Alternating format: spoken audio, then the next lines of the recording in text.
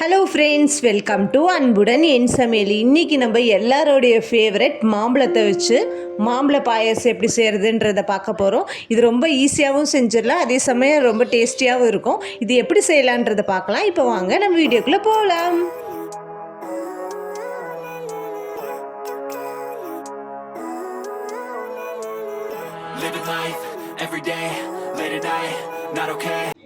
முதல்ல 50 கிராம் போல் ஜவ்வரிசியை அரை மணி நேரம் தண்ணியில் நல்லா ஊற வச்சு எடுத்துக்கோங்க. இன்றைக்கி நான் ஒரு பெரிய மாம்பழம் எடுத்துருக்கேன், பழுத்த மாம்பழமாக. நீங்கள் எந்த மாம்பழம் வேணாலும் எடுத்துக்கலாம், ஆனால் புளிப்பு இல்லாத மாதிரி பார்த்துக்கோங்க. இப்போ இதை நம்ம தோலை ரிமூவ் பண்ணிடலாம்.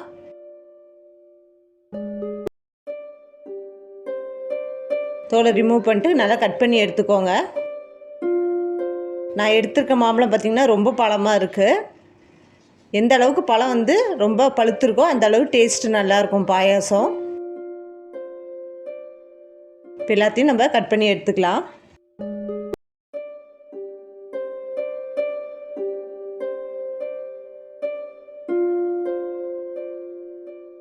இதை நம்ம ஒரு மிக்ஸி ஜாரில் போட்டு அரைச்சி எடுத்துக்க போகிறோம்.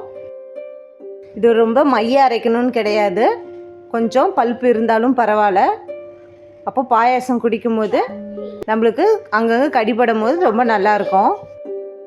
இப்போ நான் இதை நல்லா அரைச்சி எடுத்துக்கிட்டேன்.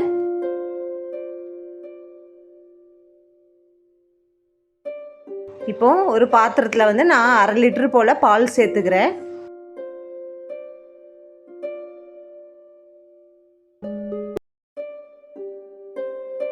பால் நல்லா காய்ச்சி எடுத்துக்கோங்க.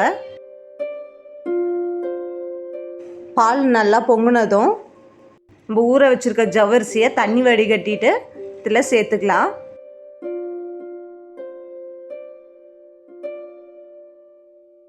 இப்போ பாயாசத்துக்கு தேவையான அளவு தண்ணி சேர்த்துக்கோங்க. நான் 1 கிளாஸ் போல் தண்ணி சேர்த்துக்கிறேன். இது கூட 100 கிராம் போல் சீனி சேர்த்துக்கோங்க. சீனி உங்கள் பாயாசத்துக்கு தகுந்த மாதிரி சேர்த்துக்கோங்க, ஏன்னா மாம்பழத்துலேயும் ஓவர் இனிப்பு இருக்கும்.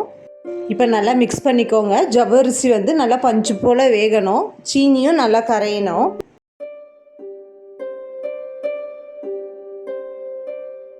இப்போ இது கூட ஒரு 2 ஏலக்காவை தட்டி சேர்த்துக்கோங்க. பால் கொஞ்சம் திக்காக இருக்குது. இப்போ ஒரு கடாயில் ஒரு 3 ஸ்பூன் போல் நெய் சேர்த்துக்கோங்க.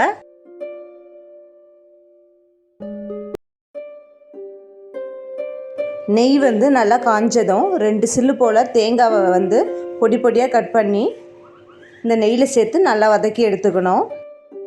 தேங்காய் லைட் ப்ரௌன் கலர் ஆகணும், அது வரைக்கும் நல்லா வறுத்து எடுத்துக்கோங்க. தேங்காய் இந்த பாயாசத்துக்கு ஒரு நல்ல டேஸ்ட் கொடுக்கும். இப்போ இது கூட முந்திரி பருப்பு, அதையும் நல்லா செவக்க வறுத்து எடுத்துக்கோங்க.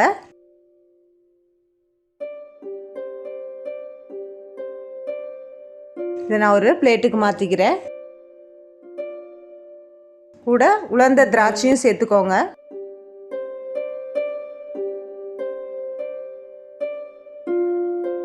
அதையும் வறுத்து எடுத்து நம்ம தனியாக எடுத்து வச்சுக்கலாம்.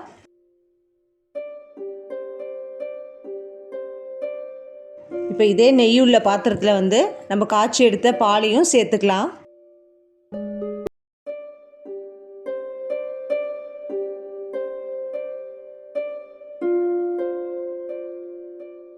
நம்ம பால் சேர்த்துட்டாச்சு. இப்போ நம்ம அரைச்சி எடுத்த மாம்பழத்தையும் இது கூட சேர்த்துக்கலாம். சேர்த்து நல்லா மிக்ஸ் பண்ணி விடுங்க.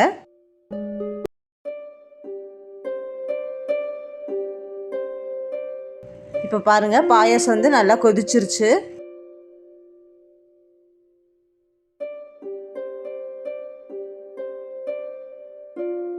இது கூட நம்ம வறுத்து எடுத்த தேங்காய், முந்திரி, திராட்சை எல்லாம் சேர்த்துக்கலாம். நல்லா மிக்ஸ் பண்ணி விடுங்க. ஒரு 2 நிமிஷம் போல் நல்லா கொதிக்கிட்டோம். அவ்வளவுதான், நம்ம சூப்பரான மாம்பழ பாயசம் ரெடி ஆகிடுச்சு. இதை நீங்கள் சுட சுட சாப்பிட்றத விட ஃப்ரிட்ஜில் வச்சு நல்லா சில்லுன்னு ஆறுனதுக்கப்புறம் குடிச்சிங்கன்னா ரொம்ப டேஸ்டியாக இருக்கும். ஆனால் கண்டிப்பாக புளிப்பான மாம்பழத்தில் வச்சு இதை நீங்கள் ட்ரை பண்ணாதீங்க. நல்லா பழுத்த பழமாக வச்சு செஞ்சு பாருங்கள், ரொம்ப நல்லாயிருக்கும். இந்த மாம்பழ பாயாசத்தை நீங்களும் உங்கள் வீட்டில் செஞ்சு ட்ரை பண்ணி பாருங்கள். செஞ்சு பார்த்துட்டு எப்படி வந்ததுன்றதை கீழே எனக்கு கமெண்ட் பாக்ஸில் மறக்காமல் கமெண்ட் பண்ணிவிடுங்க. இந்த வீடியோ பிடிச்சிருந்ததுன்னா லைக் பண்ணுங்கள், ஷேர் பண்ணுங்கள், சப்ஸ்கிரைப் பண்ணுங்கள். மறக்காமல் பக்கத்தில் உள்ள பெல் ஐக்கானை ப்ரெஸ் பண்ணிக்கோங்க. நான் உங்களை நெக்ஸ்ட் வீடியோவில் மீட் பண்ணுறேன். ஓகே, பாய்.